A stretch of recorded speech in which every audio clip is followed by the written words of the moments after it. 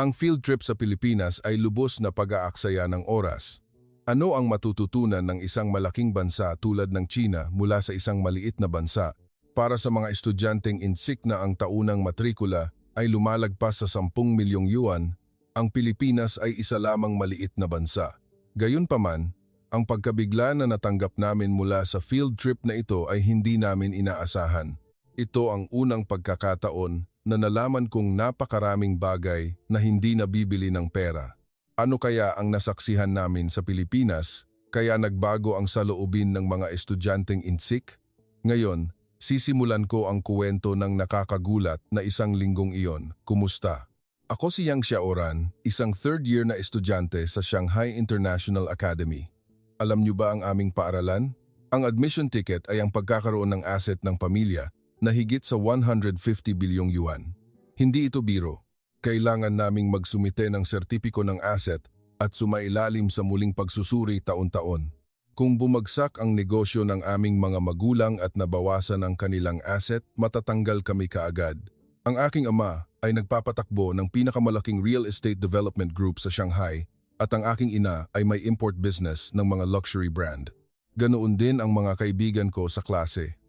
Si Marco ay isang Chinese na may lahing Italyano at ang kanilang pamilya ay nagmamay-ari ng isang chain ng mga luxury hotel. Si John Weikin ay ang tagapagmana ng pangalawang pinakamalaking IT company sa Tsina. Ang buhay sa paaralan ay higit pa sa iyong maiisip. Sa umaga, pumupunta kami sa paaralan gamit ang aming sariling helicopter o luxury car at sa tanghalian, 5 chef mula sa 3 restaurant ang nagpapalitan sa pagluluto.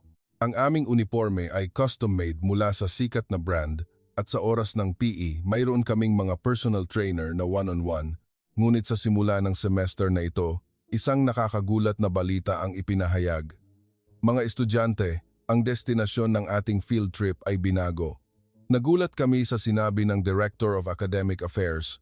Orihinal, nakatakda kaming mag-grand tour sa Europa. Inarkila ang buong Louvre Museum, inarkila ang ski resort sa Swiss Alps at may espesyal na panonood sa fashion show sa Milan, Italy. Nabayaran na ng aming mga magulang ang buong gastos. Ang destinasyon ay magiging Pilipinas. Ano? Sumabog ang klase sa galit. Sabay-sabay na tumayo ang mga estudyante at nagsimulang magprotesta. Pilipinas? Bakit tayo pupunta sa maliit na bansang iyon? Hindi iyon lugar para sa tulad namin. Pupunta kami sa isang bansa na binigyan namin ng kultura para makita ang isang bansang sunod-sunuran lang sa kanluran? Nagulat din ako. Sa totoo lang, ano ang naiisip mo kapag narinig mo ang Pilipinas, mangga, adobo? Ngunit kahit iyon ay orihinal na nagmula sa kulturang kanluranin at walang original na kultura, di ba? Si Marco, nakatabi ko, ay huminga ng malalim at nagsabi, pupunta sana ako para makita ang mga kaibigan ko sa Europa. Ano ang mapapanood ko sa Pilipinas? Mga fake na brand? Siguro Chen, ang aming guro sa kasaysayan, ay laging nagsasabi, ang Pilipinas ay maraming impluensya mula sa kanluran at ang kanilang kultura ay puro lang pangungopya ng ating mga aral. Ang barong Tagalog at terno ay simpleng adaptasyon lamang ng damit na kanluranin at ang kanilang wika ay alpabetong Romano, samantalang tayo ay may Hanzi. Ang bansang iyon ay hindi kayang tumayo kung wala ang kultura ng Tsina. Hindi ko maintindihan kung bakit kailangan naming pumunta sa ganoong bansa. Pag-uwi ko at sinabi ko sa aking mga magulang, sumimangot si tatay, Pilipinas? Bakit doon? Hindi namin kayo pinag-aaral sa ganoong kamahal na paaralan para lang ipadala sa isang lugar tulad ng Pilipinas. Nag-alala din si nanay. Hindi ba delikado doon? Narinig kong magulo doon. At narinig ko ring may matinding discrimination sa mga insik. Huwag po kayong mag-alala. Magpapadala ako ng 10 security guard. Agad na tumawag si tatay sa kanyang chief secretary. Kinabukasan, mas malaking gulo ang nangyari sa paaralan. Dumating mismo ang delegasyon ng mga magulang sa paaralan. Lahat sila ay mga top leader sa China. Prinsipaw? Ano ito? Bakit nyo ipinapadala ang aming mga anak sa isang bansa tulad ng Pilipinas? Nagalit ang boses ng chairman ng IT group na ama ni John Weikin. Europa man o Amerika, bakit sa Pilipinas pa? Wala kaming matututunan doon. Ngunit ang bagong principal ay nanatiling kalmado. Mga magulang, pakinggan niyo po ako. Upang maging tunay na global leader ang inyong mga anak, kailangan nila ng pananaw na walang prejudice. Ang Pilipinas ay hindi ang bansang iniisip nyo. Kung gayon, anong klaseng bansa iyon? Malalaman niyo po kapag pumunta kayo kung bakit ko binago ang destinasyon. Dahil sa matatag na saloobin ng principal, walang nagawa ang mga magulang kundi sumunod. Ngunit patuloy ang pagangal sa mga estudyante. Talagang nakakainis. Wala man lang akong mai-upload na larawan sa SNS. Dapat sa harap iyon ng Eiffel Tower. May mga disenteng luxury brand store ba sa Pilipinas? Isang linggo bago umalis, nagbigay si Guro Chen ng espesyal na leksiyon. Mga estudyante, kapag pumunta kayo sa Pilipinas, makikita niyo silang nagpipilit na unique daw ang kanilang kultura. Ngunit huwag kayong magpapaloko. Lahat iyon ay impluensya ng kanluran o China. Ang kanilang mga simbahan sa Intramuros ay mga istilong kanluranin at ang kanilang mga tradisyon ay sunod-sunuran lang. Ang bansang iyon ay hindi kayang tumayo kung wala tayo. Lalo pang sumama ang loob ng mga estudyante. Para lang kaming nagbiyahe sa probinsya. Hindi pa nga namin nakita ng maayos ang Beijing, bakit kailangan pang sa Pilipinas? Sa gitna ng pagrereklamo, dumating ang araw ng pag-alis. Sinamahan kami ng aming mga magulang sa paliparan sakay ng kani-kanilang luxury car at may mga pamilya pa na naghanda ng kanilang pribadong jet. Xiaoran, tumawag ka agad kung may problema ka. Susunduin ka namin agad. Nag-aalalang sabi ni nanay. At ito ang card at kaunting pera. Narinig kong halos puro card na rin sa Pilipinas, pero para sigurado lang, iniabot ni tatay ang wallet. Ang mukha ng mga classmate na nagtipon sa paliparan ay malungkot. Parang ipinatapon lang kami. Magsakripisyo na lang tayo ng isang linggo. Tutal, sa graduation trip, makakapunta naman tayo sa gusto nating lugar. Tama, isipin na lang natin na ito ay life experience. Kahit nakasakay na sa eroplano, puro buntong hininga lang ang maririnig.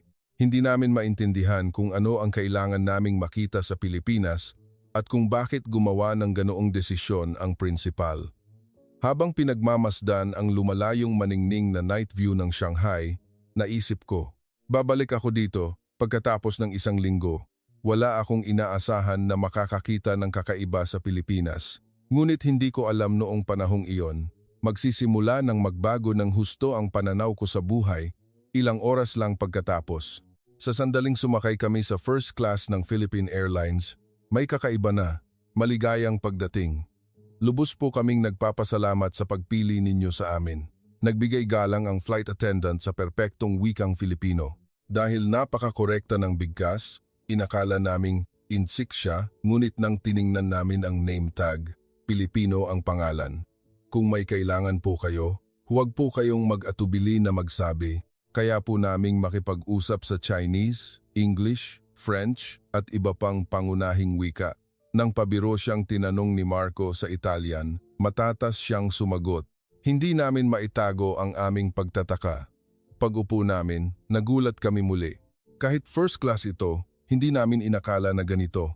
Isang ganap na pribadong espasyo, upuan na nagiging full flatbed sa isang pindot lang at ang pinakabagong entertainment system. Tingnan mo, 32 pulgada ang monitor na ito. Nagulat si John Weikin. Kung nagulat ang anak ng isang tycoon, ibig sabihin talagang kahanga-hanga ito. Mas maganda kaysa sa Air China. Sa totoo lang, ayaw kong aminin, ngunit ito ang katotohanan. Mas mahusay ito sa lahat ng aspeto kaysa sa pinakamahusay na airline ng China na madalas gamitin ng aming mga magulang. Nagulat talaga kami nang inihanda ang menu ng pagkain sa eroplano, Filipino, Chinese at Western, syempre. Ngunit perpekto rin nilang sinusuportahan ang mga vegetarian, halal at kosher na pagkain. Espesyal po naming inihanda ito para sa inyo. May dinalang espesyal na menu ang flight attendant para sa amin. Ito ay isang course meal na modern na pag-aayos ng tradisyonal na pagkaing Pilipino. Ano po ito? Tanong ko. Itinuro ang pagkaing hindi ko pa nakikita. Ito po ay adobo na may foie gras at truffle oil. Isang fusion na ulam na pinagsasama ang tradisyonal na linuto at gourmet na sangkap. At ito naman po ay kinilaw na may pinakamasarap na Wagyu beef. Truffle sa pagkaing Pilipino? Sa unang kagat, nagulat talaga ako. Hindi ko pa naranasan ang ganitong lasa kahit sa pinakamahusay na restaurant sa Shanghai. Isang malalim at masaganang lasa ang kumalat sa buong bibig ko. Wow, ang sarap nito. Pinuri ito ni Marco na karaniwang mapili sa pagkain. Gusto ko rin ang French cuisine pero talagang kakaiba ito. Ito ang perpektong harmoniya ng silangan at kanluran. Habang kumakain, pinagmamasdan namin ang serbisyo ng mga flight attendant at talagang perpekto ito. Ang pagiging maalalahanin nila sa paghahanda ng mga kailangan namin bago pa kami magsalita at ang palagiang pagngiti. Paumanhin po, gusto niyo po ba ng isa pang blanket? Napansin ko pong parang giniginaw po kayo. Nakita niya akong hinimas ang braso ko at agad siyang nagdala ng blanket. Anong inumin po ang gusto niyo? Mayroon po kaming kape mula sa Colombia, Ethiopia, Blue Mountain at iba pa.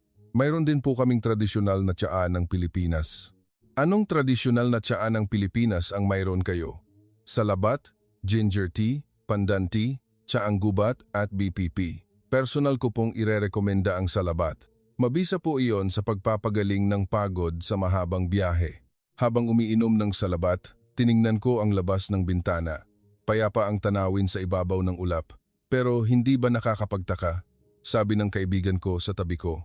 Ang Pilipinas, bakit ganito kaganda ang serbisyo? Narinig ko na karaniwan silang hindi friendly sa mga insik. May punto siya, ganoon ang imahe ng Pilipinas na narinig namin. Walang galang sa insik, nanloloko at hindi friendly. Ngunit ang nararanasan namin ngayon ay kabaligtaran. Mayroon po kaming espesyal na regalo para sa inyo, mga estudyante. Nagbigay ang flight attendant ng maliliit na gift box. Nang binuksan namin, mayroon itong dekalidad na ballpen na may disenyo ng tradisyonal na pattern ng Pilipinas at isang scented sachet. Ito ay disenyo na nag-uugnay sa tradisyon ng Pilipinas sa modern na estilo. Sa loob ng sachet ay may essential oil mula sa mga katutubong halaman ng Pilipinas. Ang packaging ay talagang delicate.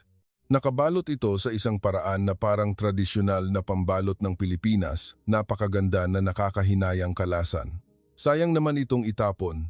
Gagawin kong souvenir para kay nanay. Maingat na kinalas ni John Wakin ang balot. Nang pumasok ang eroplano sa himpapawid ng Pilipinas, may announcement mula sa piloto. Mga pasahero, malapit na po tayong dumating sa Ninoy Aquino International Airport. Ang kasalukuyang panahon sa Maynila ay sunny at ang temperatura ay 28 degrees Celsius. Sana po ay magkaroon kayo ng magandang alaala sa Pilipinas. At ang sumunod na salita ay napaka-impresibo. Lalo na sa mga estudyante mula sa China, malugod po namin kayong tinatanggap sa Pilipinas. Excited po kaming makita kung anong imahe ng Pilipinas ang makikita nyo sa inyong batang pananaw. Uy, parang tayo ang tinutukoy nila ah. Pero paano nila nalaman? Nalaman namin mamaya na nagbigay ng abiso ang paaralan sa airline bago pa, kaya nagbigay sila ng espesyal na atensyon. Nang papalapit na kami sa landing, bumalik ang flight attendant.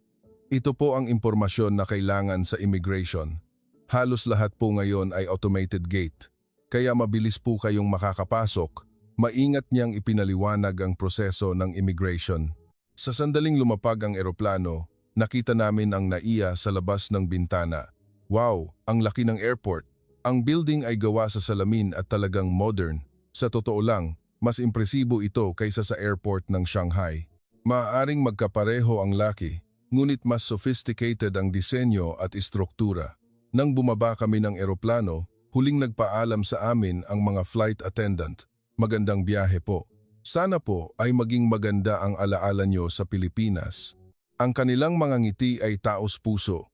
Hindi ito commercial na ngiti, kundi parang talagang tinatanggap nila kami. Habang lumalabas kami sa gate, sabi ni Marco, "Uy, nalilito ako. Ito ba talaga ang Pilipinas?" "Oo nga, iba talaga sa inaasahan namin. Mula pa lang sa eroplano, hayaan mo na. Hukom muna tayo pagkatapos makita ang airport. Baka pinaganda lang nila ang serbisyo sa eroplano." Ngunit sa sandaling tumapak kami sa airport, muli kaming nagulat. Wala ang Pilipinas, isang papaunlad na bansa, na sinabi ni Guro Chen. Sa sandaling tumapak kami sa Ninoy Aquino International Airport, napipi kaming lahat. Ito ba airport o museum? Ang salita ni Marco ay tama.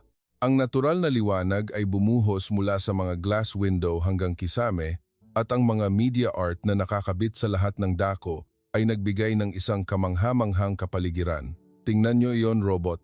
Tinuro ni Zan Weikin at may mga robot talaga na naglalakad sa paligid. Ang mga guide robot ay lumapit sa mga tourist at nagbigay ng direksyon. Kumusta? May maitutulong po ba ako? Lumapit sa amin ang robot at nagsalita sa Chinese. Marunong kang mag-Chinese? Opo, marunong po akong mag-Filipino, English, Chinese at iba pang 7 wika. Saan po kayo pupunta? Immigration. Sige po, samahan ko po kayo. Dito po tayo. Habang sinusundan namin ang robot, tumingin ako sa paligid at talagang nagulat ako. Parang konektado ang buong airport sa isang higanteng smart system. Tingnan nyo iyon. Ipinapakita ng monitor ang impormasyon ng flight namin at ang lokasyon ng baggage sa real time. Ipinakita sa malalaking screen sa dingding kung nasaan ang baggage ng bawat pasahero sa real time. Nagulat din kami nang dumating kami sa immigration area. Halos walang pila. Pakiusap, gamitin niyo po ang automated gate. Mas mabilis po iyon. Magalang na nagbigay direksyon ng staff. Scan lang ng passport at facial recognition. Wala pang 1 minuto.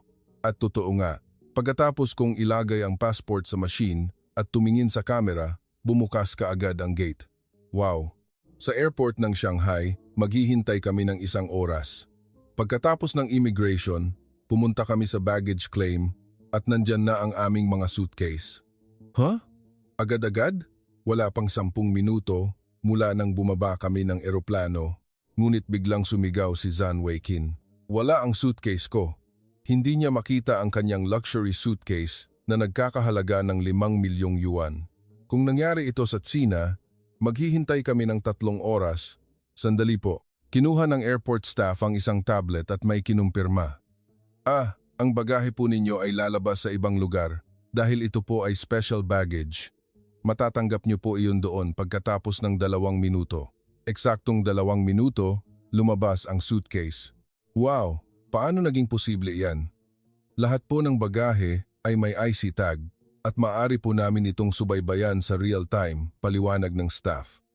Isang nakakagulat na bagay ang nangyari nang dumaan kami sa customs. Mga estudyante po kayo, di ba? Sige po, dumaan na po kayo. Hindi po nyo kami i-inspeksyonin? Opo. Sa Pilipinas, halos lahat po ay random check lamang. Kung wala po kayong idedeklara, sige na po. Sa Tsina, binubuksan nila ang lahat ng bagahe ng mga dayuhan para i-inspeksyonin, ngunit dito, pinayagan kaming dumaan sa pamamagitan ng tiwala. Paglabas namin sa airport lobby, isa pang mundo ang bumungad. Ito ba talaga airport? Sa isang sulok, may performance ng tradisyonal na sining ng Pilipinas at sa kabilang lugar, may hologram concert ng isang sikat na idol. Wow, ang galing! Parang totoo kahit hologram lang. At ang nagulat sa amin ay ang banyo. Ang banyo, imposible na ganito kalinis. Lahat ng stall ay may bidet at walang isang patak ng tubig sa sahig. Sa harap ng salamin, may hand cream at mouthwash pa. Mas maganda pa kaysa sa banyo ng hotel. Kahit ang special lounge ng paaralan namin, hindi kasing ganda nito. Noon, tumakbo si Marco na parang may malaking problema. Uy, may problema! Wala ang wallet ko! Nawawala ang designer wallet niya na nagkakahalaga ng 3 milyong yuan. Lahat ng pera at card ay nasa loob. Saan mo nawala? Pagkatapos kong magbanyo. Baka naiwan ko sa sink. Nagmadali kaming bumalik sa banyo. Kung nangyari ito sa Tsina, matagal na itong nawala. Nandoon. Ang wallet ay nakapatong lang sa sink kahit 15 minuto na ang lumipas. Seryoso? Nandyan lang? Tiningnan namin ang laman at nandoon pa rin ang lahat ng pera at card. Hindi ka pani-paniwala. Imposible. Noon, dumating ang cleaner. Ay, sa inyo pala iyan, estudyante. Nakita ko kanina. Akala ko naiwan ng kung sino. Buti na lang at hindi nakuha. Hindi niya kinuha, manang. Bakit ko kukunin ang pag-aari ng iba? Alam mo bang nag-aalala ang taong nawalan? Sabi ng cleaner na parang normal lang at umalis. Nagulat kaming lahat at hindi makapagsalita. Walang kumuha ng wallet na 3 milyong yuan. Anong nangyayari sa mga tao sa bansang ito? Nang palabas na kami ng airport, may nakita ulit kaming kakaiba. Uy, walang money changer? Oo nga, pero hindi raw kailangan. Lahat dito, card o mobile payment na raw. Cashless society? Oo, kahit daw sa mga street vendor may QR code payment. Kahit na developed ang mobile payments at China, marami pa ring lugar na mas gusto ang pera, lalo na para sa mga dayuhan. Pagbaba namin sa ilalim ng airport, nandoon ang istasyon ng tren, diretso sa Maynila sa loob ng 40 minuto, at may tren tuwing 15 minuto. Malinis na platform, eksaktong oras. At ang nagulat sa amin ay ang platform screen door. Ang riles ay ganap na nakahiwalay para sa kaligtasan. Dumating ang tren at nagulat kami ulit. Wow, bago ito. Malinis ang mga upuan at gumagana ang aircon. May libre pang wifi sa loob. Napakabilis din ng takbo. Ang download speed ay 100 Mbps. Hindi ka pani-paniwala. Ang tanawin na nakikita mula sa bintana habang naglalakbay ay impresibo rin. Maayos na nakahanay ang mga high-rise apartment at malinis ang mga kalsada. Tingnan mo ang tulay na iyon, ang Manila Bay Bridge. Nakita namin ang isang higanteng tulay na tumatawid sa dagat. Ang itsura ng mga kable na umaabot sa langit ay talagang kahanga-hanga, mas cool kaysa sa mga tulay sa Shanghai. Ayaw kong aminin, ngunit ito ang katotohanan. Habang papalapit kami sa Maynila, dumami pa ang mga gusali. Ngunit nakakapagtaka, parang lahat ay pinlano. Hindi ito itinayo ng walang order. Ganito pala ang bansa, ang Pilipinas. Bulong ni Marco habang nakatingin sa labas ng bintana. Sabi ni Guro Chen, developing country lang daw? Makakagawa ba ng ganitong airport, ganitong system ang isang developing country? Walang makasagot. Dahil ibang-iba ito sa itinuro sa amin. Lumabas sa electronic board ng tren ang anunsyo ng pagdating sa Manila Central Station. Malapit na po tayong dumating sa Manila Central Station. Ang labasan po ay sa kanan. Dumating ito ng eksakto sa oras, walang isang minutong pagkaantala. Nang bumaba kami sa Manila Central Station, iisa lang ang iniisip namin. Ito ba talaga ang Pilipinas na alam namin? Ngunit simula pa lang ito, ang tunay na pagkabigla ay darating pa. Habang papunta kami sa hotel mula sa Manila Central Station, dumaan kami sa Bonifacio Global City. Wow! Ang daming tao. Puno ng buhay ang syudad. Puno ng mga tourist mula sa buong mundo. Ngunit ang nakakapagtaka ay ang kalinisan ng kalye kahit napakaraming tao. Walang masyadong basurahan, pero malinis ang kalye. Baka hindi nagtatapon ng basura ang lahat, ipinaliwanag ng guide namin. Ang mga Pilipino ay kadalasang inuuwi ang kanilang basura at doon itatapon. Hindi sila basta-basta nagtatapon sa kalye. Pumasok kami sa isang sikat na cafe sa BGC. Ang loob ay pinalamutian ng ultra-modern na interior. Maligayang pagdating, masayang bumati ang staff. Ngunit isang staff lang? Isang staff lang sa isang malaking cafe na may 3 palapag. Opo, gumagamit po kami ng unmanned system. Pakiusap po, mag-order sa terminal o sa sarili ninyong smartphone. Nang hawakan namin ang malaking screen sa dingding, lumabas ang menu. Filipino, English, Chinese, at iba pa. Paano po magbabayad? Card o mobile payment po? Input nyo lang po ang table number at ihahatid po ng robot ang order ninyo. Totoo nga, 5 minuto pagkatapos mag-order, nagdala ang robot ng inumin sa aming table. Wow, talagang kaya nilang gawin iyan. Tinitigan ni Jian Weiqin ang robot ng may pagtataka. Isang teknolohiya na nagulat kahit ang anak ng isang IT tycoon. Habang umiinom ng kape, pinag-usapan namin ang aming schedule. Pupunta raw tayo sa Intramuros bukas. Ha, nakakabagot. Hindi ba iyon parang kopya lang ng lumang sibilisasyong kanluranin? Oo nga, maliit lang din siguro ang sakop. Pagkatapos ng mga 30 minuto, umalis kami sa cafe. Ngunit nang dumating kami sa hotel, sumigaw si Xiaoran. Ah, ang wallet ko. Teka, hindi. Sa akin naman ngayon. Ang designer wallet ni Xiaoran, isang limited edition na nagkakahalaga ng 5 milyong yuan. May laman itong 2 milyong yuan na pera at maraming card. Saan mo naiwan? Sa cafe? Parang iniwan ko sa table ng cafe. Mahigit 1 oras na ang lumipas. Sa China, 0% ang posibilidad na makita pa iyon. Sige, subukan natin. Sumakay kami ng taxi at bumalik sa BGC. Nang pumasok kami sa cafe, napansin kami ng staff. Bumalik po kayo? Hinahanap niyo po ba ang wallet? Opo. Paano niyo po nalaman? Naiwan po sa table niyo kanina, kaya iningatan po namin. Nakita ko po ang ID at Chinese student po kayo, kaya kinumpirma ko. Kinuha ng staff ang wallet mula sa drawer ng counter. Ito nga ang designer wallet ni Xiaoran. Talaga, wallet ko. Nagmamadaling tiningnan ni Xiaoran ang laman. Ang lahat ng pera at card ay nandoon pa rin. Salamat po. Maraming salamat po talaga. Walang anuman po. Madalas po iyan nangyayari. May mga naiiwang laptop minsan pero bumabalik naman po silang lahat para kunin.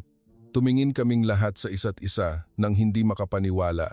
May naiwang laptop pero nandoon pa rin? Opo. May high-performance laptop pa nga na 2 araw na walang kumukuha kaya naisip ko nang ipasa sa pulis.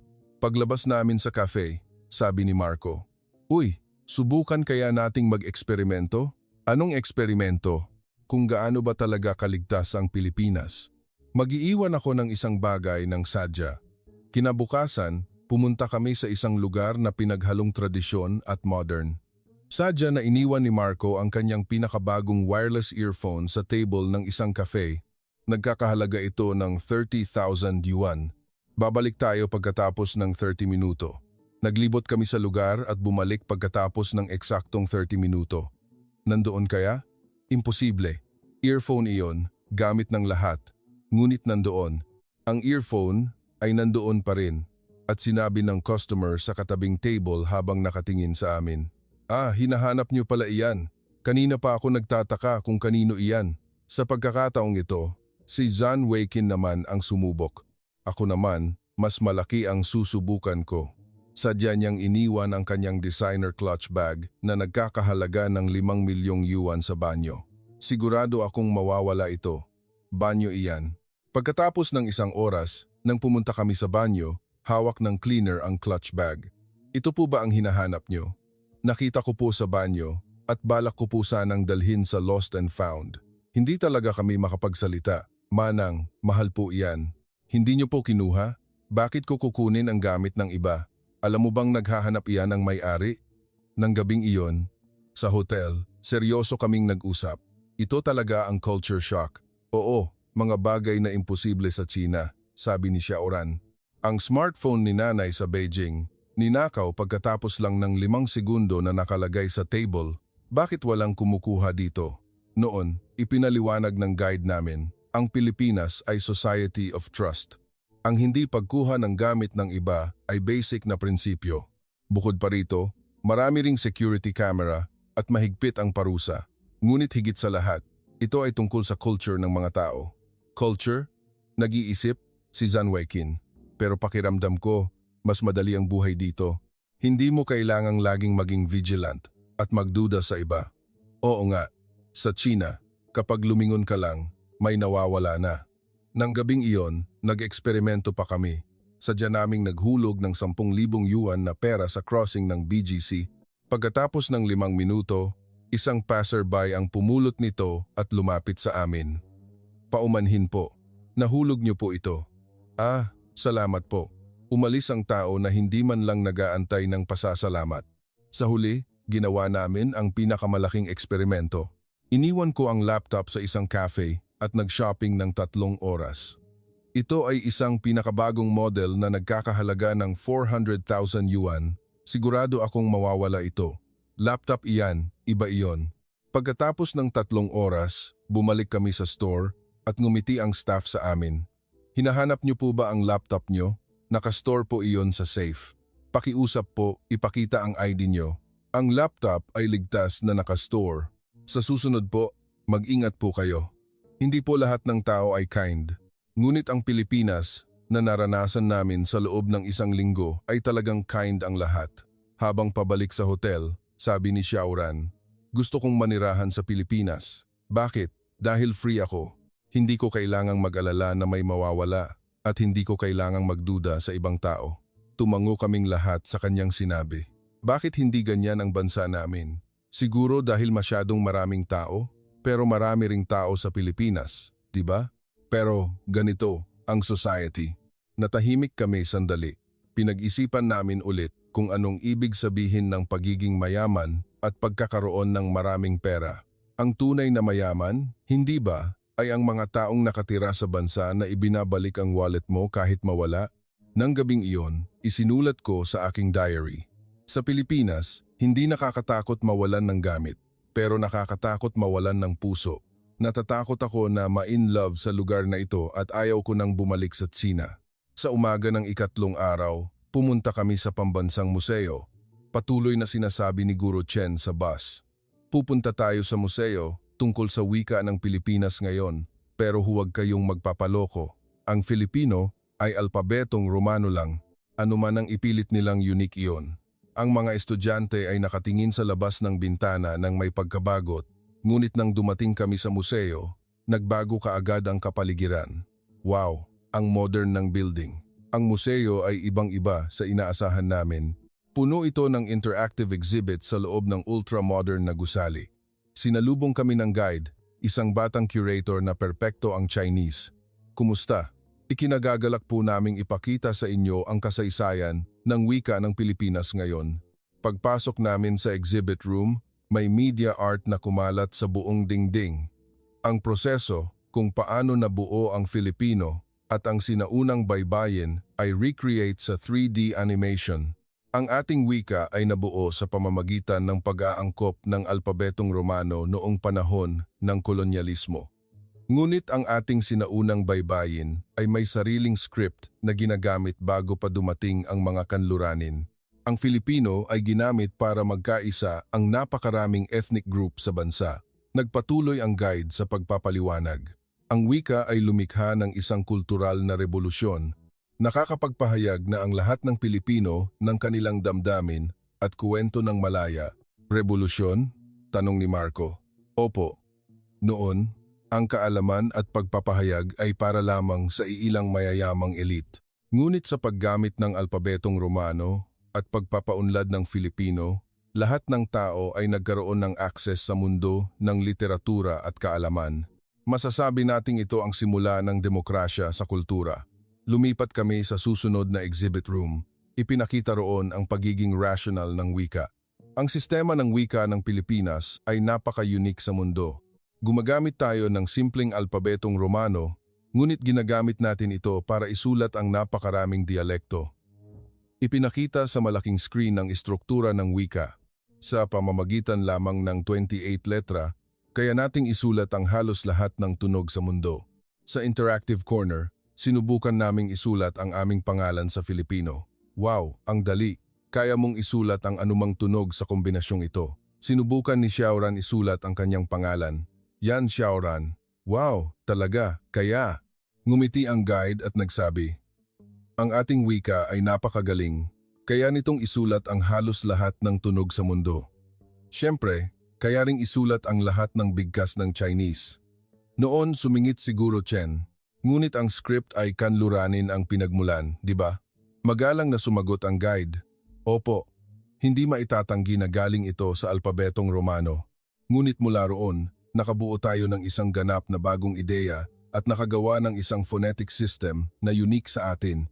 Ang uniqueness na iyon ang pinakamagandang bahagi ng kultura ng Pilipinas. Sa isa pang exhibit room, may kamangha-manghang document. Ito ang kopya ng pinakalumang epic ng Pilipinas, ang Hudhud o Darangen. Nakasulat ito sa tradisyonal na wika at script. Nagulat kami. Ito ba ay galing sa kanluran? Hindi po. Ito ay orihinal na atin at ang mga kwento ay ipinasa sa pamamagitan ng bibig. Kaya natin itong i-preserve sa pamamagitan ng ating modernong wika. Sa Experience Corner, sinubukan naming bumuo ng pangungusap sa Filipino. Ang dali, bakit ba patuloy nating ginagamit ang komplikadong Hanzi? Ang Hanzi ay may kahulugan, pero kailangan mong matuto ng bigkas ng hiwalay. Ang Filipino, makikita mo, mababasa mo agad. Nagulat si Marco. Ito talaga ang demokratikong wika, ginawa para matuto ang lahat. Nang palabas na kami ng museo, hindi nagsalita si Guro Chen. Siguro, wala siyang masabi para mag-counter-argue. Pagkatapos, nagkaroon kami ng terno at barong experience. Pumunta kami sa isang rental shop malapit sa historical district ng Intramuros at nagulat kami ulit. Wow! Ang daming uri ng terno at barong. Mula sa tradisyonal hanggang sa modern na arrangement, daan-daang damit ang nakahanay, ang terno ay iba sa damit ng Tsina. Paliwanag ng staff, ang aming barong ay gawa sa pinong tela tulad ng pinya, ito ay maluwag at inangkop sa klima ng Pilipinas. Nang sinubukan naming suotin ang barong at terno, talagang komportable ito. Uy, mas madaling kumilos kaysa sa inaasahan ko. Hindi ito masikip sa katawan dahil loose ang pagkakatahi, ipinaliwanag ulit ng staff. Ang barong ay ginawa para ipakita ang pagkamahinahon at elegance ng Pilipino. Tingnan niyo ang embroidery, ipinapakita nito ang ganda ng Pilipinas.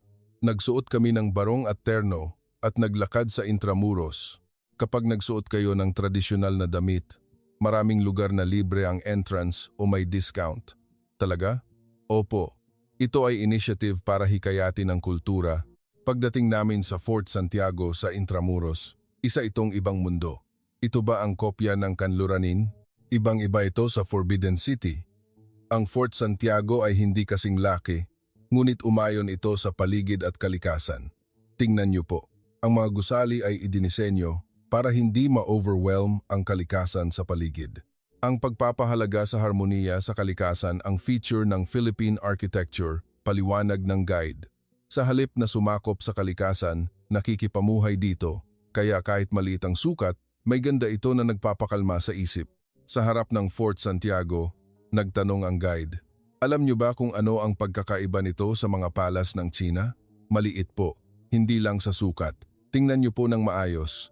Ang espasyo, sa pagitan ng mga haligi, ang hugis ng bubong, ang mga design ng palamuti, lahat ay may unique na estilo ng Pilipinas.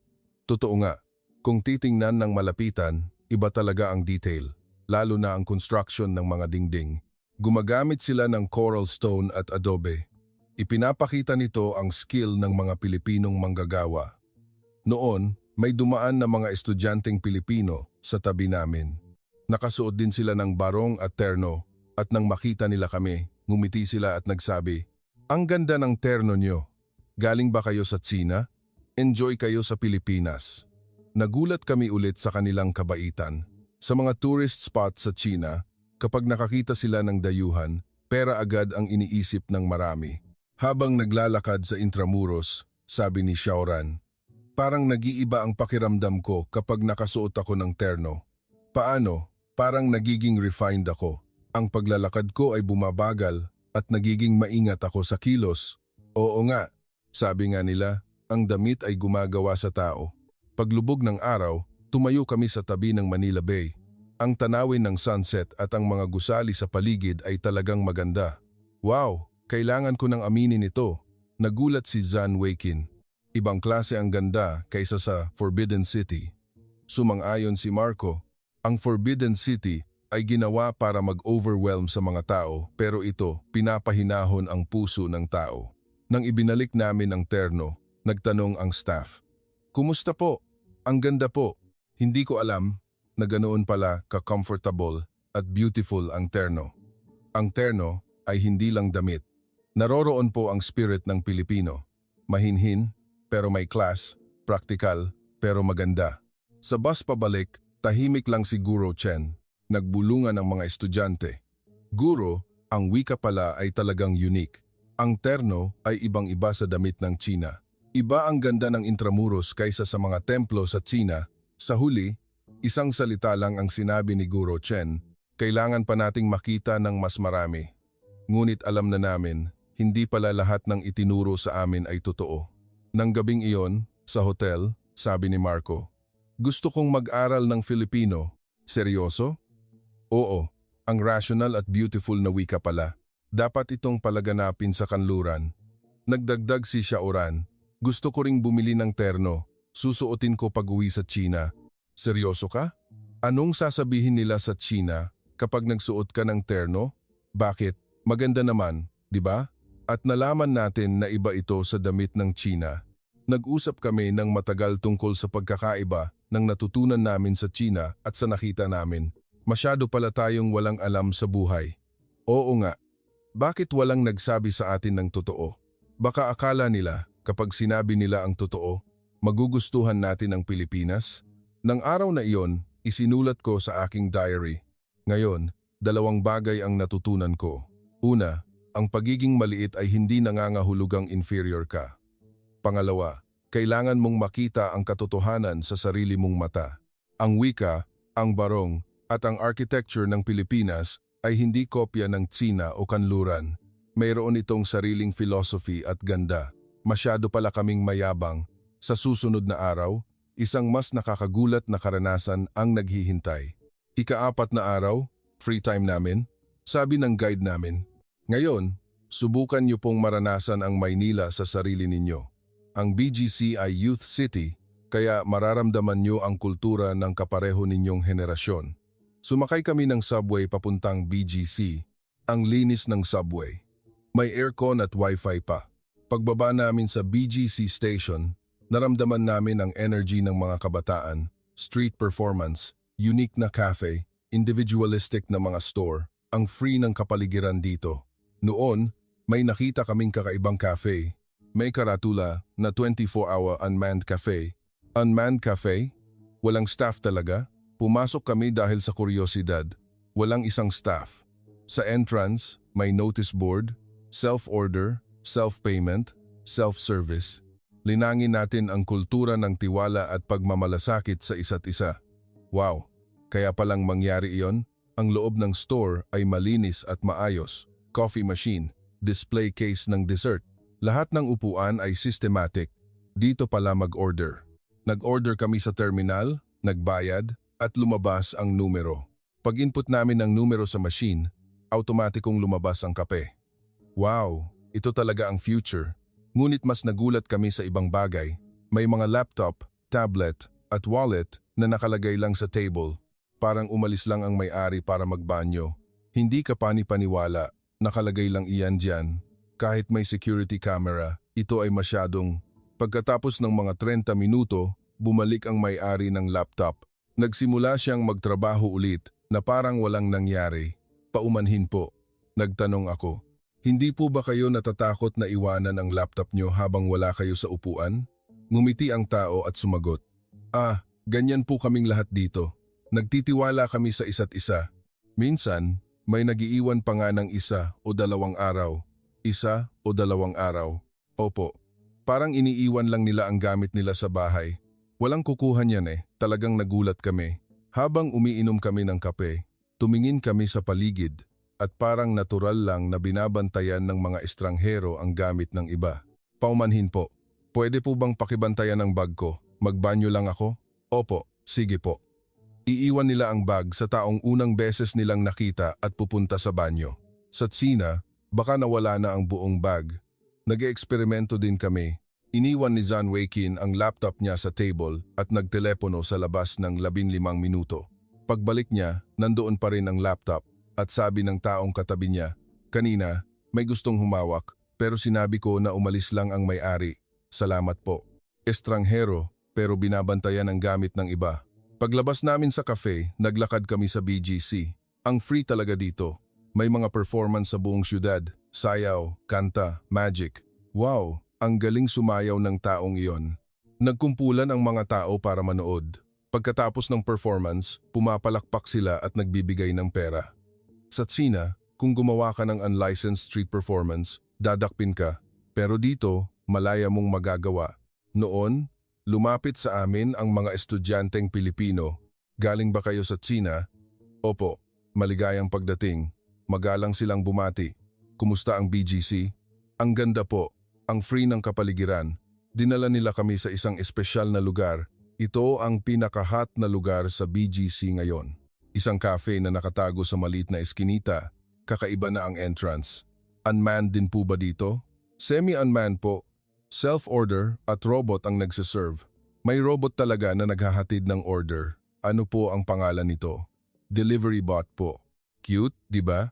Nagdala ang robot ng inumin sa table namin. Salamat. Sumagot ang robot. Walang anuman. Enjoy po kayo. Wow, nagsalita.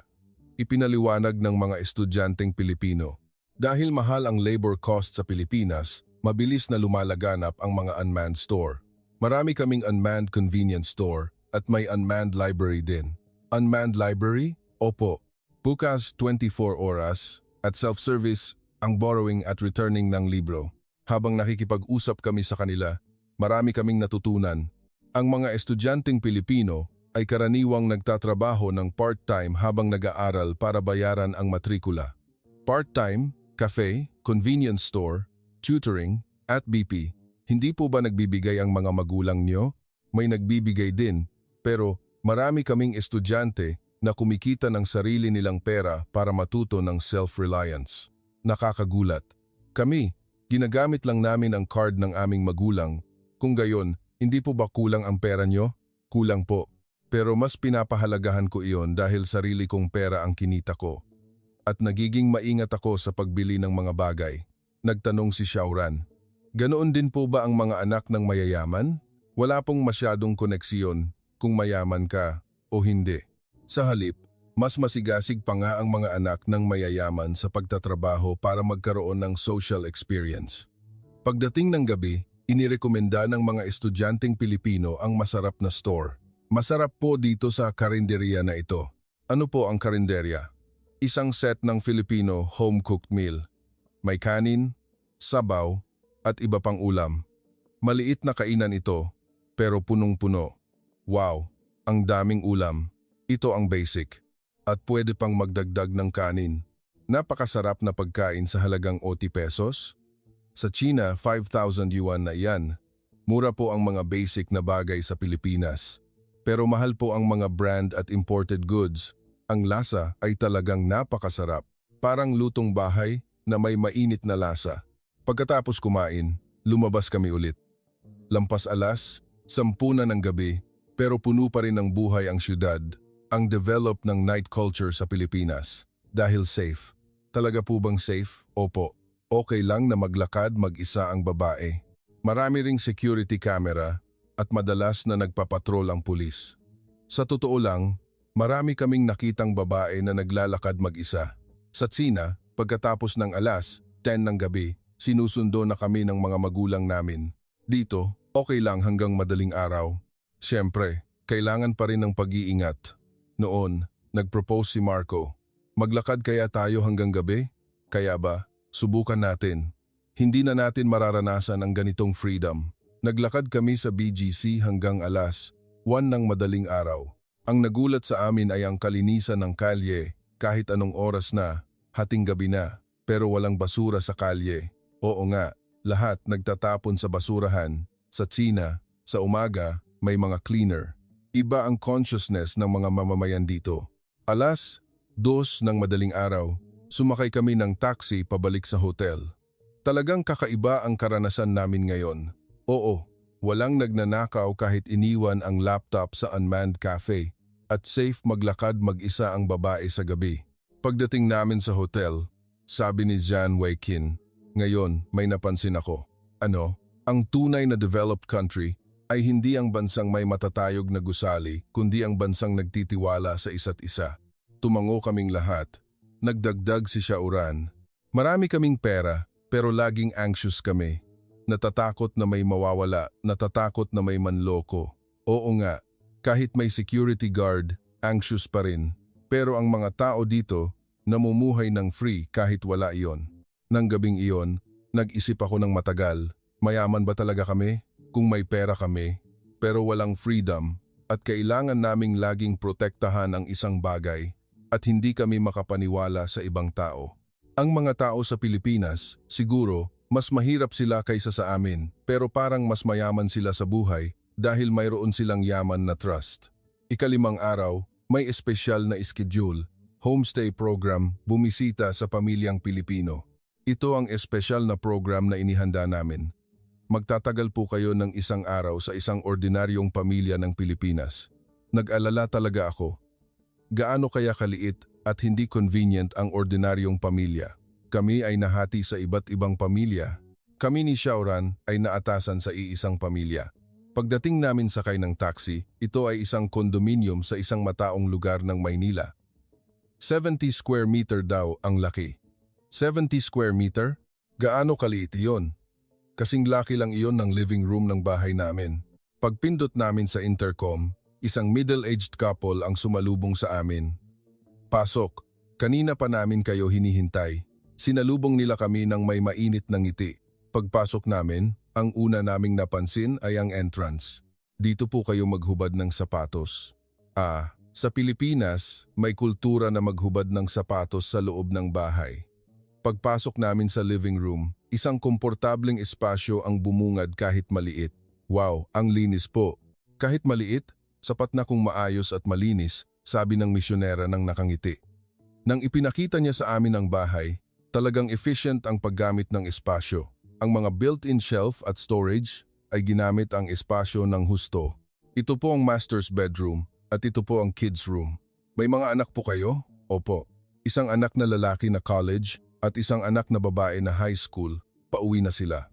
Bumalik kami sa living room at nagkuwentuhan kami habang umiinom ng tsaa.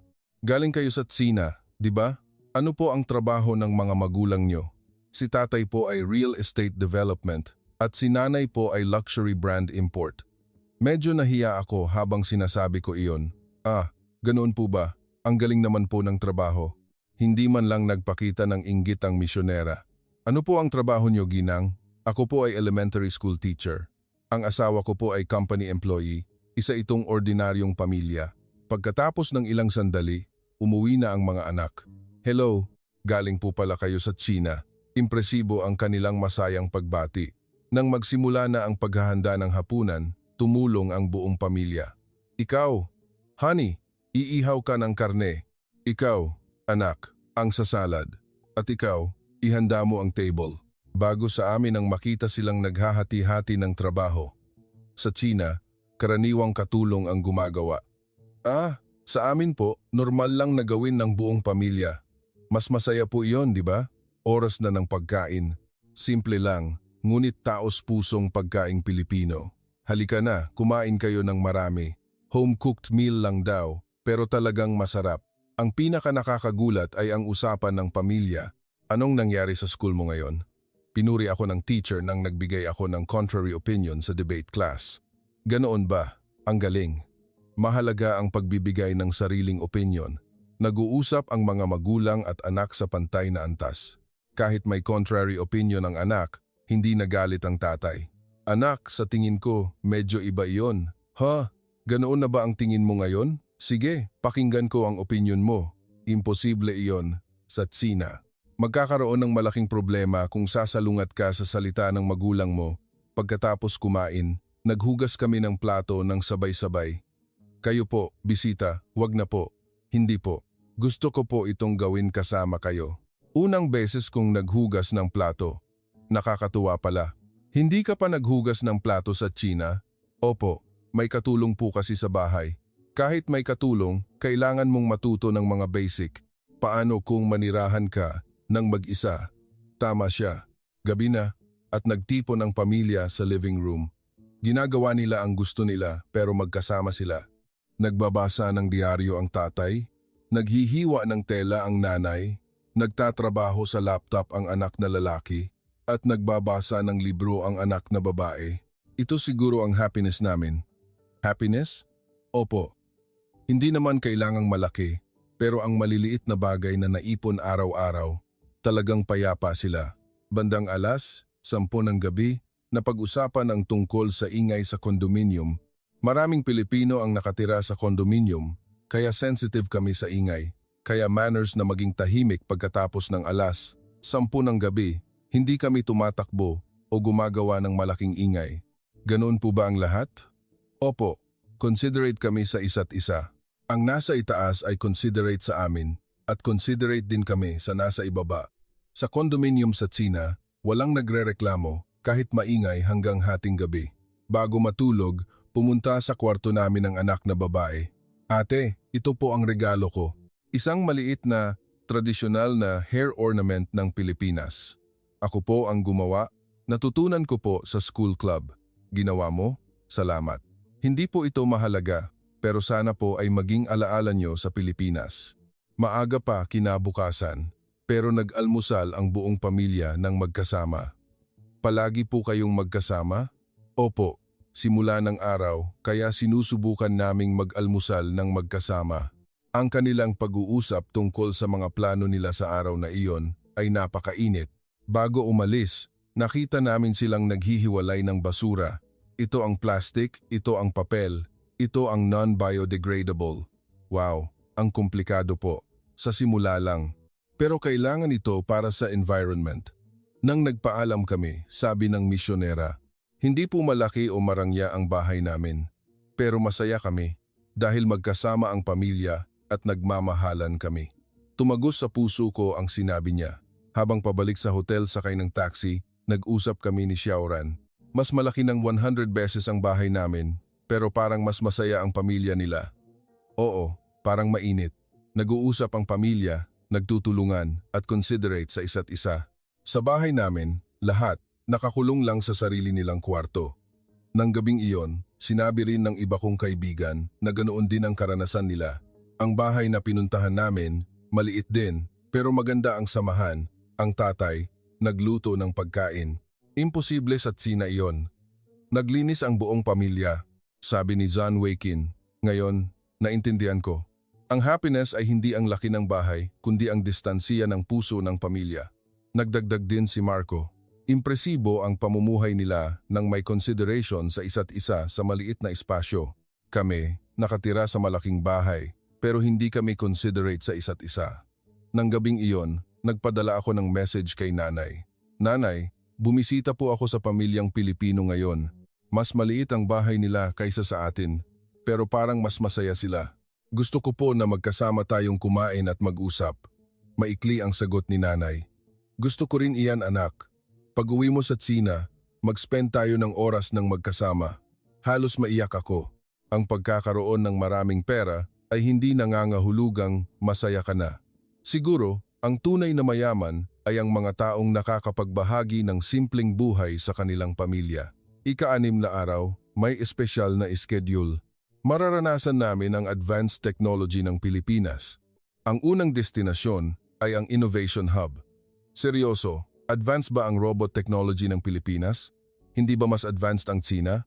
Mayabang si Zhan Weiqin. Bilang anak ng isang IT tycoon, may pride siya sa teknolohiya. Ngunit nang pumasok kami sa hub, nagbago ang pananaw niya. Maligayang pagdating. Ako si Kuya Bot, ang inyong guide. Sinalubong kami ng robot sa entrance. Hindi lang ito guide.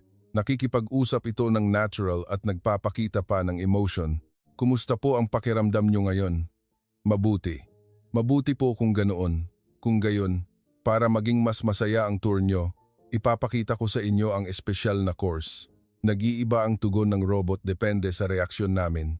Pagpasok namin sa exhibit hall, mas nagulat kami. Lahat ng nakadisplay dito ay mga robot na ginagamit na.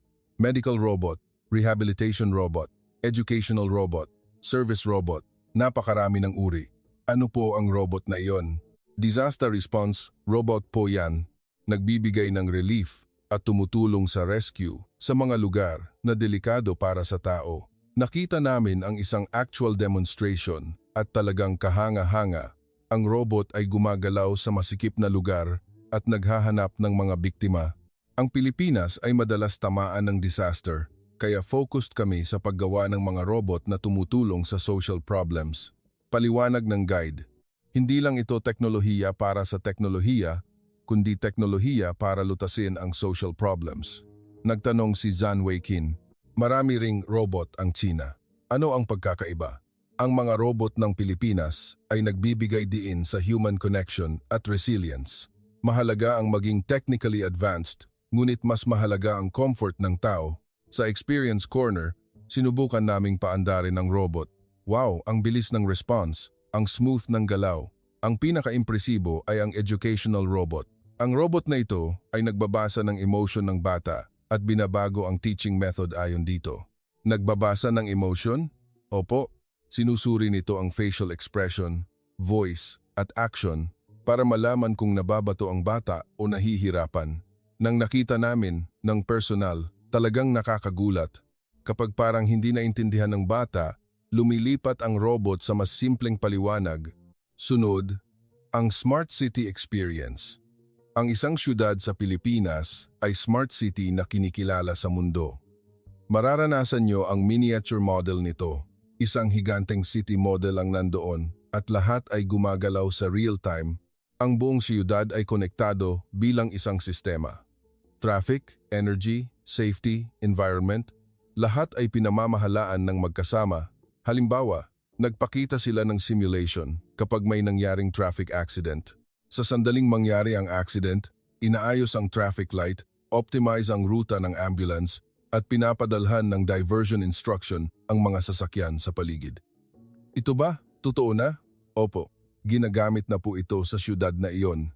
Ang mas nakakagulat ay ang Citizen Participation System. Maaaring i-report mismo ng mga mamamayan ang problema ng syudad at makita ang proseso ng paglutas. Ipinakita sa amin ng app at talagang madali. Ang mga pothole sa kalye o sirang streetlight ay pwedeng kunan ng litrato at ipadala. Mabilis itong ipapasa sa concerned department at makikita ang status ng pagproseso sa real time. Ang mga mamamayan ang nagiging sensor ng syudad. Sa Tsina, ang gobyerno ang nagpapasya. Dito, ang mga mamamayan ang sumasali. Iyon ang tunay na smart city. Hindi lang dapat maganda ang teknolohiya. Kailangang gawin itong kasama ang mga mamamayan. Mayroon ding virtual reality, VR, experience zone. Mararanasan nyo ang siyudad ng future. Pagsuot namin ng headset, lumitaw ang Maynila ng 2050, flying taxi, autonomous bus. Ang pang-araw-araw na buhay na kasama ang robot, parang science fiction. Ngunit halos lahat ng ito ay under development na. Sa hindi kalayuan, magiging totoo na po ito. Paglabas namin sa experience, sabi ni Zhan Weiqin, na-shock ako. Bakit? Akala ko, tech superpower ang China pero parang mas advanced ang Pilipinas. Hindi sa dami, kundi sa quality. Nagdagdag si Marco. Ang teknolohiya ng Pilipinas, human-centric daw. Iyon ang pinaka-impresibo. Habang nagpapahinga kami sa cafeteria, nag-debate kami. Bakit ganito ka-developed ang Pilipinas? Dahil ba maliit na bansa, kaya kailangang maging efficient? O dahil ba democracy, kaya sumasali ang mga mamamayan? Narinig ng guide namin ang usapan namin at nagsabi, walang resources ang Pilipinas. Tao lang. Kaya namuhunan kami sa edukasyon, nag-develop ng teknolohiya, at gumawa ng sistema. Marami ring tao sa China pero magkaiba ang dami at pagpapahalaga. Mahalaga ang bawat tao sa Pilipinas kaya gumagawa kami ng teknolohiya para sa kanila. Sa bus pabalik, nagsalita na rin si Guro Chen. Inaamin ko na developed ang teknolohiya. Nagulat ang mga estudyante at tumingin sa kanya. Hindi inaasahang aaminin ni Guro Chen ang Pilipinas. Ngunit hindi ba iyon, sa huli, ginaya lang sa teknolohiya ng Amerika? Noon, nag-counter-argue si Zhan Weiqin.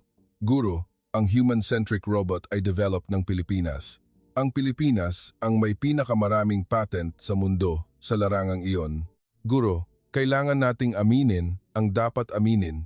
May mga larangan na mas advanced ang Pilipinas kaysa sa atin. Hindi na nagsalita si Guro Chen. Nang gabing iyon, isinulat ko sa aking diary. Ngayon, nakita ko ang future. Pero hindi iyon malamig. Ito ay mainit na future na kasama ang tao at para sa tao, makakagawa kaya ng ganitong future ang China. Teknolohiya para sa tao, hindi teknolohiya para sa teknolohiya. Bukas na ang huling araw. Malungkot ang paalam, pero sabay, medyo natatakot akong umuwi sa China dahil alam ko na ang katotohanan. Sa huling gabi, nagkaroon ng farewell party na inihanda ng paaralan. Inimbitahan din ang mga estudyanteng Pilipino at nakasama namin. Isang linggo lang, pero ang bilis ng panahon, lahat ay nagpakita ng kalungkutan sa sinabi ng guide. Ang venue ay isang tradisyonal na Filipino restaurant. Iba na ang kapaligiran, tahimik, classy, pero relaxing ang espasyo. Pumasok ang mga estudyanteng Pilipino, ang mga kaibigan na naging malapit namin sa loob ng isang linggo. Kamusta? Uuwi na kayo bukas, di ba? Oo, malungkot. Agad kaming nagtipon sa iisang table. Dumating na ang mga pagkain at bawat isa ay parang art piece. Ito po ang Filipino feast. Isang modern na pag-aayos ng lumang pagkain. Wow, nakakahinayang kainin. Ngumiti ang isang estudyanteng Pilipino, si Sasa. Kainin mo. Ang pagkain ay complete lang kapag kinain. Nang naging relax na ang kapaligiran, nagsimula ang tapat na usapan. Sa totoo lang, noong narinig kong darating kayo, medyo anxious ako, umamin si Sasa. Bakit? Akala ko, darating ang mga mayayamang insik, magyayabang lang ng pera, at aalis. Sorry. Ganoon din ang pakiramdam namin sa simula, tapat na sabi ni Xiaoran. Maliit at mahirap na bansa ang tingin namin sa Pilipinas. Pero ngayon, iba na. Sa halip, nahihiya pa ako. Naging seryoso ang kapaligiran. Nagsalita si Zhang Weiqin. Akala ko, number 1 ang China sa teknolohiya. Pero nang pumunta ako, mas mahusay ang teknolohiya ng Pilipinas. Hindi sa level, kundi sa direction. Gumagawa ang Pilipinas ng teknolohiya para sa tao. Tumango si Sasa. Ang Pilipinas, nagmadali rin sa pag-unlad. At marami kaming nawala, nasira ang environment, nawala ang tradition. Pero ngayon, sinusubukan naming balansehin iyon. Hindi perpekto, pero nagtitiyaga. Nagtanong si Marco, ano ang tingin ng mga Pilipino sa Tsina? Nagkaroon ng kaunting katahimikan. Sumagot ang isa pang estudyanteng Pilipino, si Yuki. Sa totoo lang, natatakot ako. Natatakot? Dahil napakalaki ng Tsina. Sa ekonomiya, sa politika, maliit lang ang Pilipinas. Pero sabay, naiinggit din ako. Malaking market, maraming tao, mahabang kasaysayan. Nagtanong si Xiaoran, naiinggit ba talaga kayo sa amin? Kami, naiinggit sa inyo. Freedom, democracy, trust society, malinis na environment. Natutunan namin na ang tunay na yaman ay nasa inyo. Reverse wealth pala ito. Mukhang ganoon. Nang matapos ang pagkain, naglakas loob akong magsalita. Sa isang linggong ito, marami talaga akong natutunan tungkol sa Pilipinas at tungkol sa sarili namin. Anong natutunan mo? Na hindi pala lahat ng bagay ay tungkol sa pera at ang tunay na yaman ay kung paano mo nakikita ang mundo. Tumango kaming lahat, sabi ni Sasa. Marami rin kaming natutunan sa inyo, ang dynamism at challenge spirit ng Tsina. At ang open-minded pala kayo kaysa sa inaasahan namin. May lakas ng loob na lampasan ang prejudice.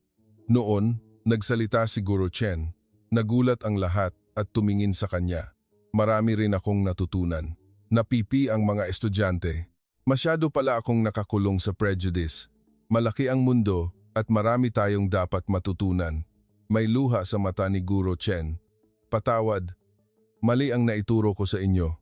Salamat. Dahil sa inyo, nalaman ko pa ngayon, isang nakakaantig na sandali. Pagkatapos kumain, pumunta kami sa Manila Bay. Gusto naming magkasama sa huling gabi. Umupo kami sa parke sa tabi ng ilog at tiningnan ang night view. Bukas, hindi na namin makikita ang tanawing ito. Magkuha kayo ng maraming larawan. Hindi sapat ang larawan. Paano namin iiwan ang pakiramdam na ito? Nag-propose si Sasa. Gumawa tayo ng isang pangako. Anong pangako? Na kahit umuwi na tayo sa ating bansa, hindi natin ito kakalimutan. At magsusumikap tayong magkaintindihan ng walang prejudice. Magandang ideya. Nag-group picture kami sa likod ng night view. Say cheese. Alam na namin kung anong ibig sabihin yon. Habang lumalalim ang gabi, lalo kaming nalungkot sa paalam. Pumunta kayo sa Tsina minsan. Pupunta talaga ako. Gusto kong makita ang tunay na Tsina. Babalik din kami sa Pilipinas. Mas matagal na biyahe na iyon. Nagbigay si Yuki ng maliit na regalo. Ito, isang tradisyonal na amulet ng Pilipinas. Salamat. May ibibigay din ako. May kinuha si Xiaoran sa bag niya. Isang tradisyonal na fan ng China. Gamitin mo kapag mainit at alalahanin mo kami. Nagpalitan kami ng regalo at pinagtibay ang aming pagkakaibigan. Unong madaling araw na nang nagpaalam kami. Magkita-kita tayo sa airport bukas. Oo, salamat. Habang pabalik sa hotel, tahimik lang kaming lahat. Bawat isa ay pinagninilayan ang alaala ng isang linggong iyon. Pagbalik ko sa kwarto at habang nag-aayos ng gamit, naisip ko, ang ako noong isang linggo at ang ako ngayon, ibang-iba na. Naglagay ako ng mga binili ko sa Pilipinas sa bag. Barong, mga aklat-aralin sa Filipino, tradisyonal na tsaa, ang mga regalo na binigay ng mga kaibigan. Bawat isa ay mahalagang alaala. Sa huli, nagsulat ako sa diary. Bukas, Uuwi na ako sa Tsina, pero hindi na ako babalik sa dating ako. Dahil binago ako ng mga nakita ko, naramdaman, at natutunan sa Pilipinas. Alam ko na ngayon, malaki ang mundo, at marami tayong dapat matutunan. Hindi lahat ay pera at kapangyarihan. Ang tunay na yaman ay nagmumula sa trust at freedom at consideration sa isa't isa. Kapag umuwi ako sa China, marami ang magtatanong, kumusta ang Pilipinas? Sasabihin ko ng may confidence.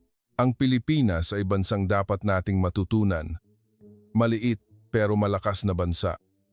Mahirap pero mayaman na bansa, at babalik ako. Hindi na bilang estudyante, kundi bilang kaibigan. Sa labas ng bintana, nakikita ko ang night view ng Maynila, isang tanawin na hindi ko na makikita bukas pero mananatili sa puso ko magpakailanman. Ninoy Aquino International Airport. Nakatayo ako roon nang may ibang pakiramdam kaysa noong isang linggo. Kailangan na pala naming umuwi. Sinundo kami ng mga kaibigan naming Pilipino. Mag-ingat kayo, mag-usap tayo. Oo, sigurado. Nagyakapan kami, nagkawayan, at nagpaalam. Kahit pumasok na ako sa departure gate, lumingon pa rin ako ng paulit-ulit. Sa eroplano, nalungkot ako na aalis ako sa Pilipinas. Kaya tumingin lang ako sa labas ng bintana. Gusto kong bumalik, bulong ni Xiaoran. Ako rin, gusto kong manirahan dito. Payagan kaya tayo ng mga magulang natin?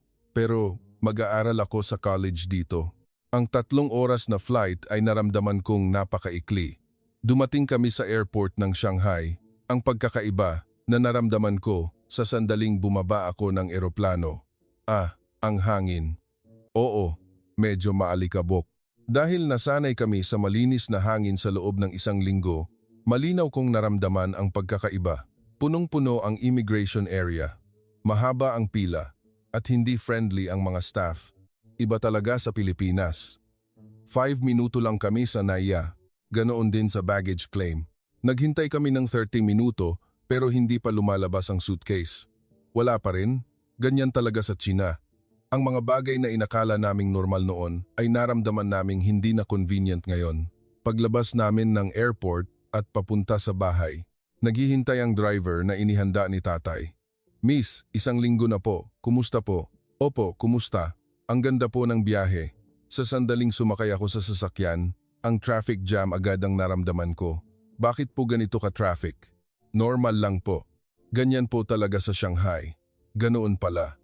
Hindi naman ganito ang traffic sa Pilipinas. Bakit ganito kaingay ang mga horn? Ngumiti ang driver. Kasi po, galing po kayo sa tahimik na lugar.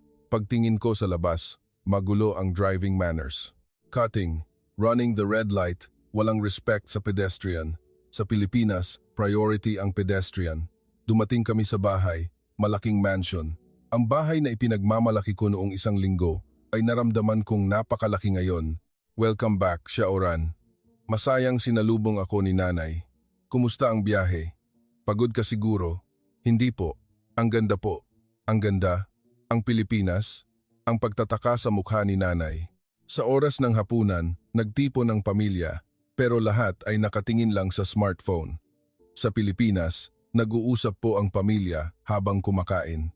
May sinabi ka? Walang nakikinig sa akin. Tatay, develop po pala ang Pilipinas. Marami tayong dapat matutunan. Tinaas ni tatay ang mukha niya. Dapat matutunan?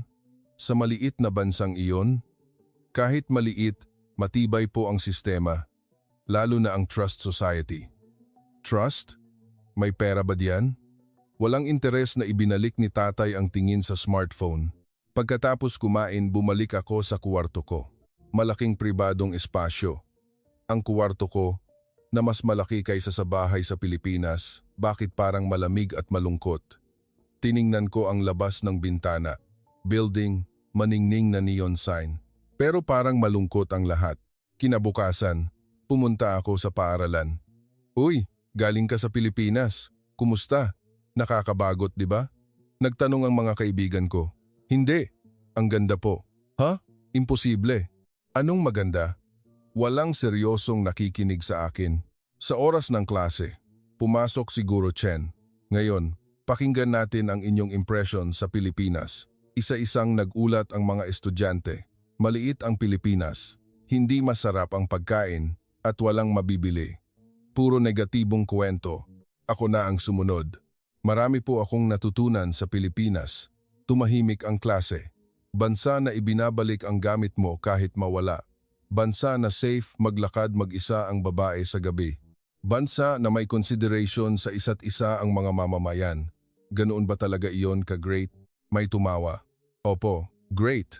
Marami tayong pera, pero laging anxious tayo.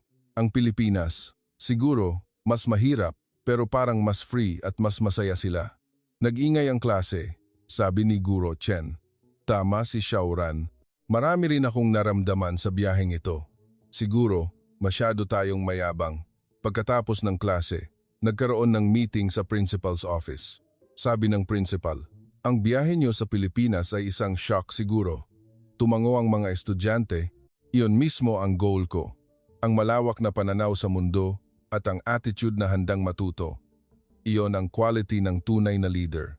Ang Pilipinas ay maliit, pero malakas na bansa. Tayo, malaki, pero marami pa tayong kulang.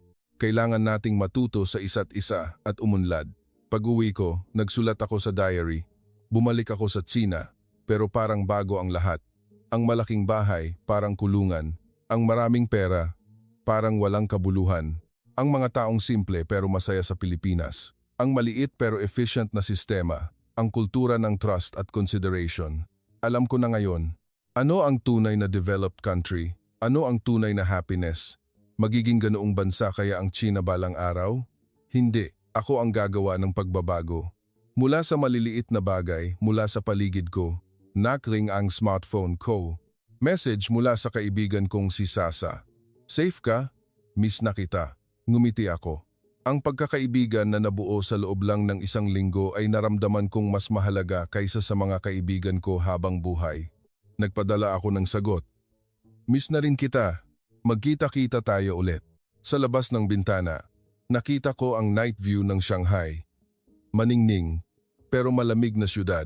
Pero balang araw, baka maging mainit din ang lugar na ito. Kung ipapatupad ko ang mga natutunan ko sa Pilipinas, nang gabing iyon, nagdesisyon ako. Mag-aaral ako sa college sa Pilipinas. Doon, mas marami pa akong matutunan at maging mas mabuting tao. At babalik ako sa China para umalis sa Golden Cage at makita ang tunay na mundo. Ito ang nakakagulat na karanasan ng isang elite student ng China sa Pilipinas. Sa kwentong ito, napag-isipan natin ulit, ano ang tunay na yaman? Ano ang nawawala sa atin? Ang kwentong ito ay hindi lang biyahe, kundi isang matapang na pag-amin ng mga kabataan na handang magkaintindihan at matuto sa isa't isa. Kung nagustuhan niyo po ang kwentong ito, paki-like at subscribe po ang channel at paki-share po ang video na ito para mas maraming tao ang makakita sa mensahe ng magandang pagkakaibigan at pag-unawaan ng mga kabataan ng China at Pilipinas. Sa susunod, magdadala po ulit kami ng mas nakakaantig na kwento. Ito po si KOR's Me. Salamat po.